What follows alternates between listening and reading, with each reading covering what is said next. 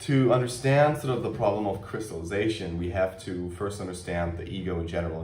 Now, the ego essentially has the task within the psyche to create a coherent sense of who we are, who you are, who I am,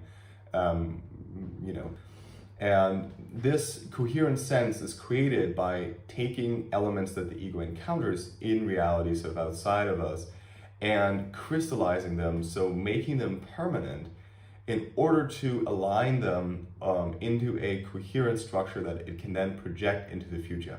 This process is, let's say, repeated over and over again whenever we encounter new elements in order to fit the newly encountered material into this structure.